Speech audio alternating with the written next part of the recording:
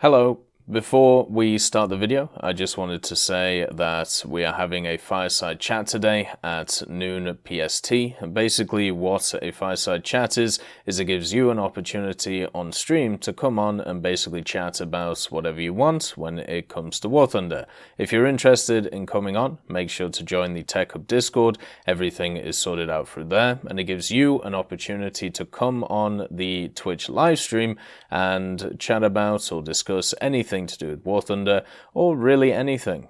So you may have seen some of the videos on the channel recently with previous Fireside Chats. We're going to be doing this thing every 2 weeks, and it's just an opportunity to basically get yourself heard and your thoughts out there. So enjoy the video and come along later today.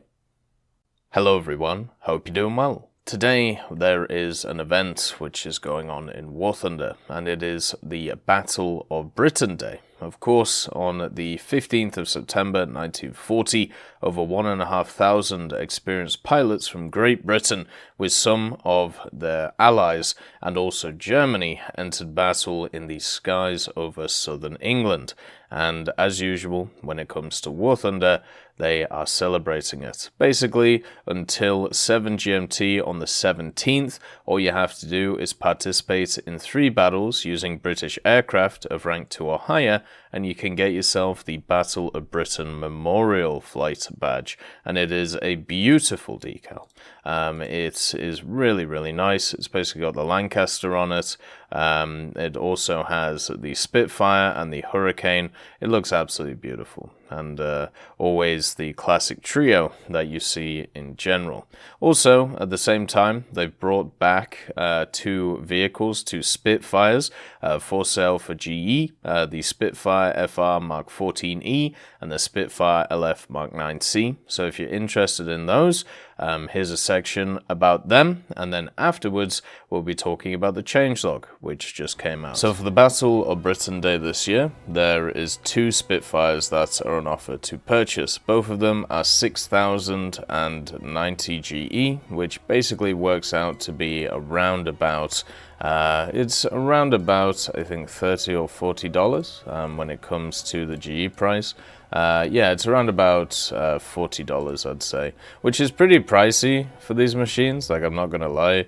At rank 4, at least both of them have really good rewards on them. Like, they have really good research and also really good SL, so you're going to be able to research all the way up to rank 5 pretty quickly through a bunch of the other tech tree. A bunch of the tech tree. But the thing is, a lot of the British tech tree is actually really fun to play, and also when it comes to these vehicles, you can find very similar ones which are actually in the tech tree compared to them. So the first one is Plagueis's Spitfire. And Plagueis's Spitfire, the LF Mark 9C, this is very similar to one that is already in the tech tree in the form of the LF Mark 9.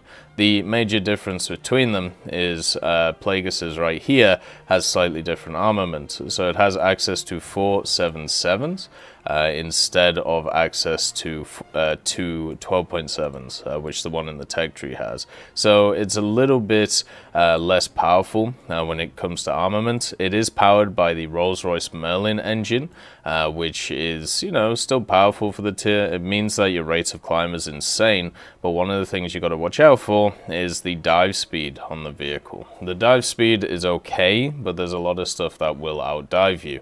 This thing is great at climbing. It's great at getting into position. It's also really good at defensively flying, which means that it can stay up and do really well in that regard. And generally, it's just a fantastic plane to play. If you've ever actually played, the LF Mark 9, or if you've played the standard Mark 9, you'll know the feeling of these machines. They feel really, really nice to fly. They just lack a little bit in the engine department when it comes to overall power.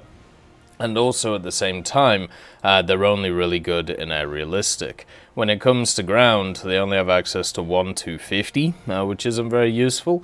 It's a very, very small bomb load for what you are going to have to do in ground. There's a lot better options at 5.7 for the British, and also at the same time you have so many cool Spitfires at 5.7 already.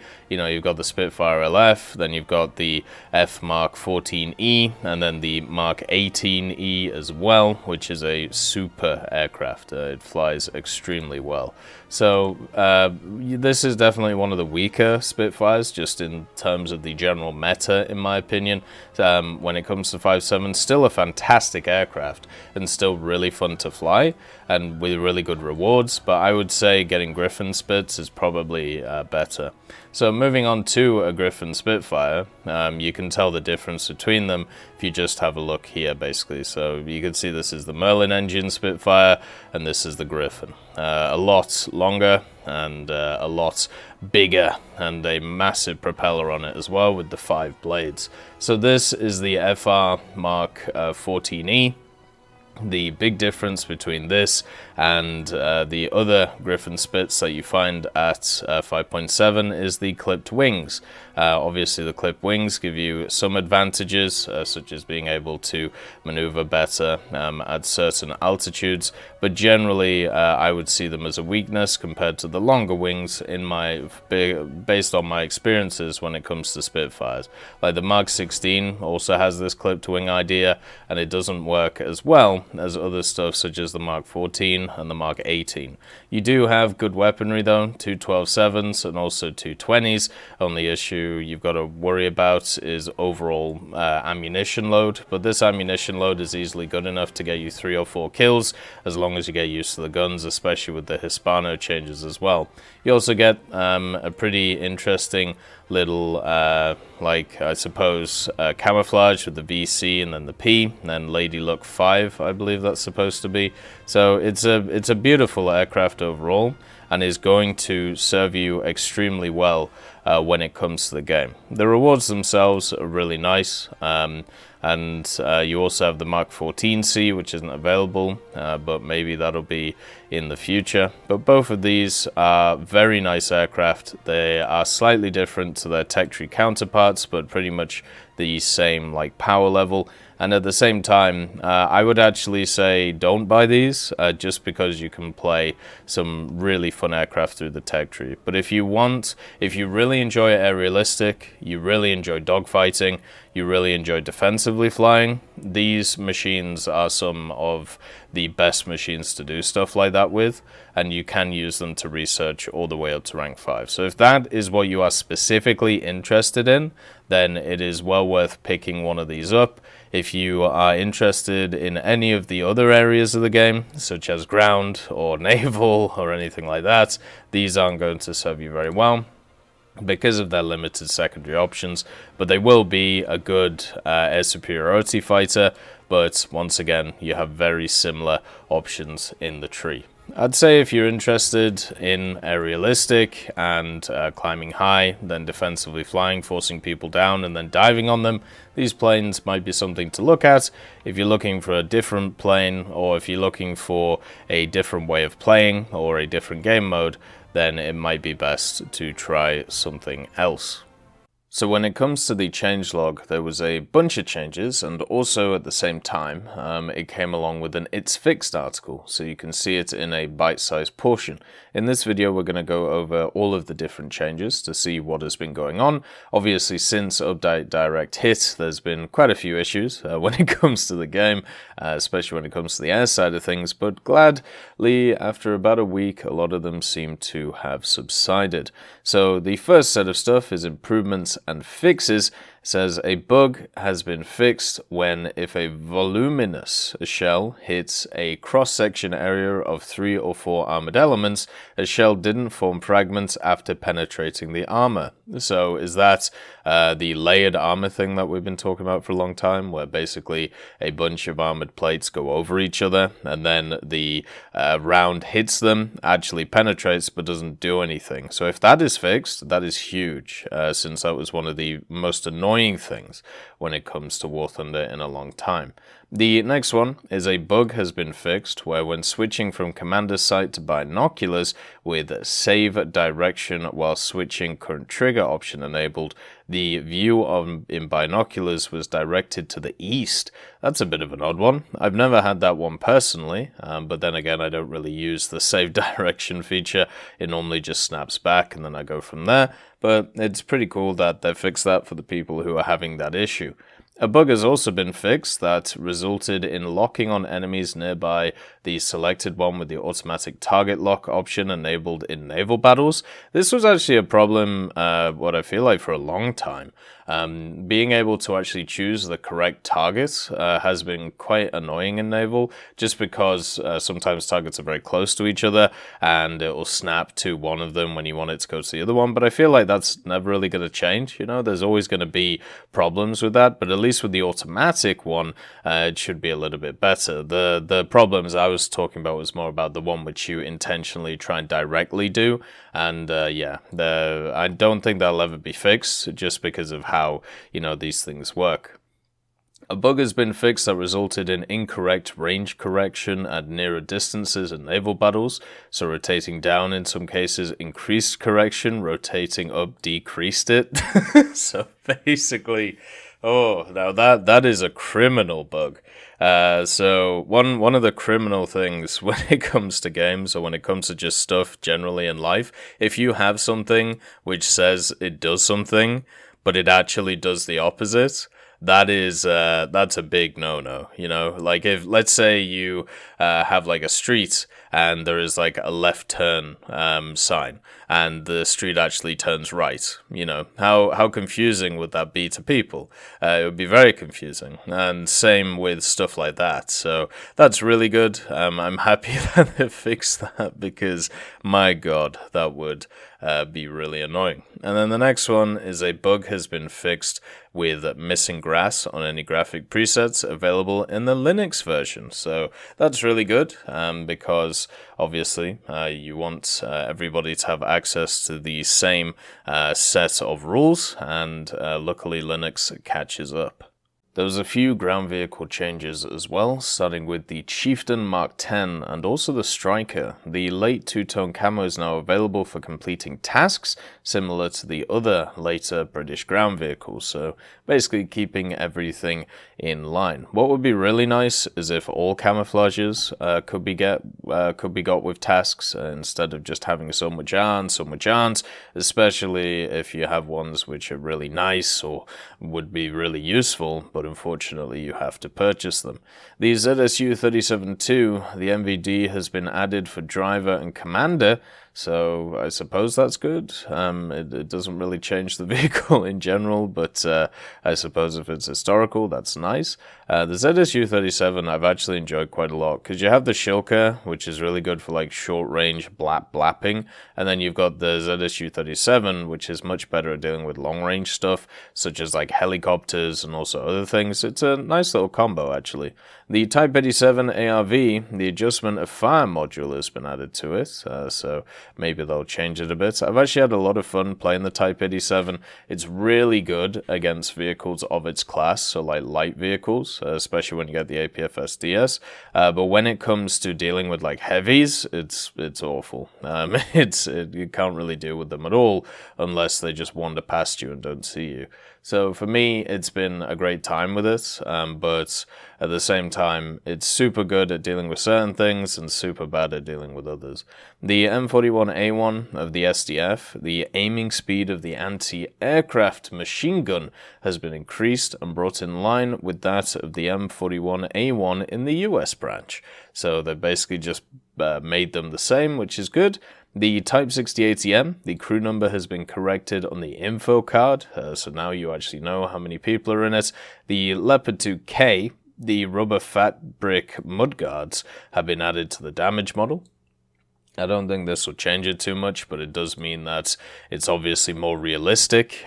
Generally, one of the kill shots in a lot of the top tier MBTs, which is a really nice one, is through the track. Like if it's slightly angled, you can hit the track and it hits the ammo normally and also the crew in the turret.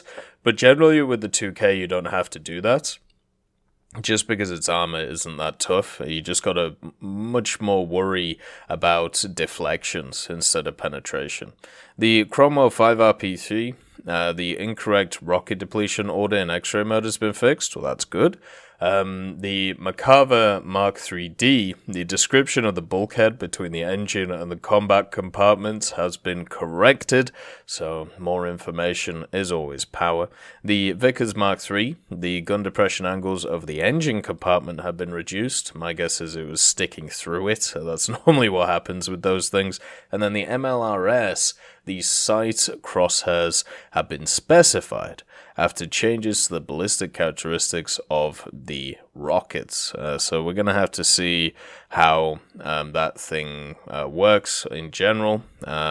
And they did do a dev blog on it, but this was like the old dev blog, if I remember correctly, from a while ago when they added it in. Yeah, the 30th of August, which obviously changed a lot of missiles and rockets. I didn't make a video on it because, well, it was quite a busy time at that point. Maybe in the future we'll do them. I'm still testing a bunch of things to see if it works properly or not. The 25mm M791, the initial velocity for the M242 gun, has been specified, so we'll have to see if that's an improvement or a reduction for the vehicle itself. Hopefully it's okay, or the gun itself, hopefully it's alright, we'll have to see. There's a few changes when it comes to aviation. So when it comes to the PE-8, the icons in the secondary weaponry menu have been corrected for 100 kilo bombs. One of the interesting little things about these corrections, because they've started doing them with certain aircraft, like they did a lot in Update Direct Hit, is they would make like the standard bombs basically look the same. It's really jarring with stuff like the A4E and the A4B, which I've been playing recently, where they both have like sets of 1,000-pound bombs, but they look different. So if you're going from like one vehicle to the other, it can be a little bit jarring. But then, you know, sometimes different types of bombs get involved, different explosive masses and all of that stuff, and it looks like they're fixing that stuff as they go. The WFR GR21, these are the German rockets that you sometimes get on things like the BF-109, BF-110, I believe. The explosive type display has been fixed in the info card, so that's good. And then the Hunter F6, the display of the protection caps on the empty rocket launchers for the twin SRAM weapon preset has been fixed. So that's really nice to see. Always nice to see little changes like that. Then the AH-64 DJP, so the Japanese Apache, the display of the launches of the AIM-92 missiles have been fixed, and the Yak-30, they've added an armored backseat to the vehicle, giving it a little bit more survivability. The Yak-30 is one of those unsung heroes or unsung vehicles for the Soviets. I spaded it when there was nothing after it, and it was the last piece in the Yakovlev line, and I actually really enjoyed it. It was a supremely fun aircraft. I don't know how it is nowadays with like sabers and MiG-15 Bisses all around it, but I bet you it still is pretty fun. If you haven't tried it, I would, and you like stuff like MiG-15 Bisses or that General BR, I would definitely say give it a go. They've also done some naval changes. The first one is for the LE Orla, obviously the Irish machine that they brought in, which is a Peacock, which, you know, is brought in as a premium for the British. They've changed the traverse speed of the main caliber turret, so they've fixed it. So hopefully it's in line with the other similar turrets that we see in naval forces. Then we also have the Clemson type destroyers. The AI shooting at aerial targets has been fixed, so the parameters of the remote fuse for the 76mm HE remote fuse rounds have been corrected. So hopefully that means that they are good now. And then also the HMS Armada and the HMAS Tobruk, a bug has been fixed where 40mm mountings remained at maximum elevation. I've actually had that, and they kind of just get stuck there after firing.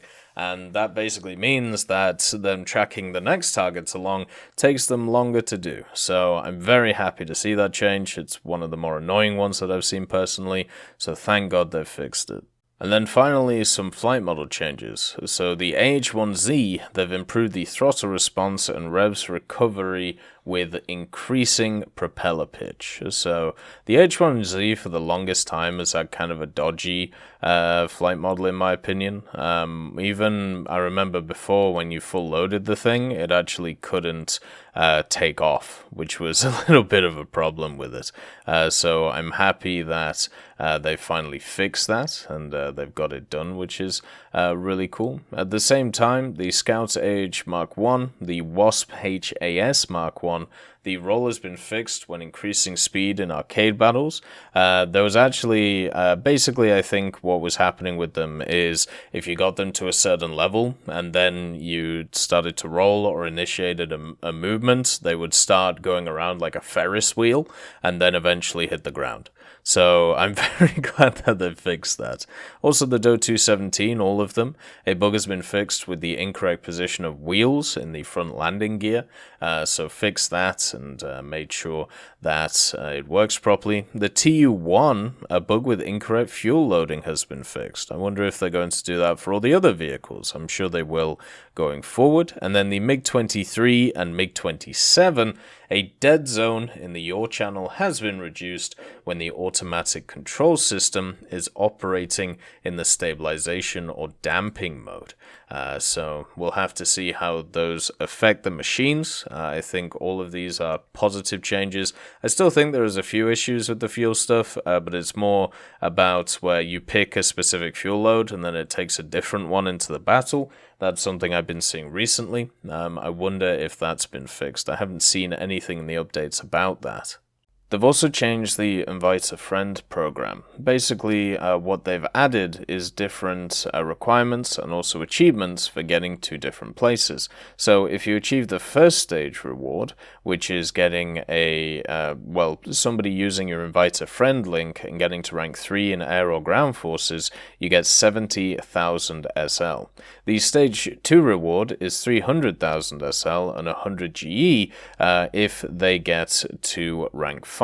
And then the stage 3 one, which is 2,500 GE, is if they get to rank 7. The requirements for naval forces, though, has stayed the same. So basically, they've just moved the requirements based on a few things. I remember when they changed them before, it was basically because people were abusing the system and being able to get themselves free GE, which obviously is going to imbalance the general economy and so on and so forth. And then the change now seems to be because of the introduction of rank 7 and moving the general requirements because of that stuff. That's all the changes over the last few days. I hope all of you enjoy the Battle of Britain decal and also the planes if you get them. And as always, I hope you all have a wonderful day, and I'll see you next time.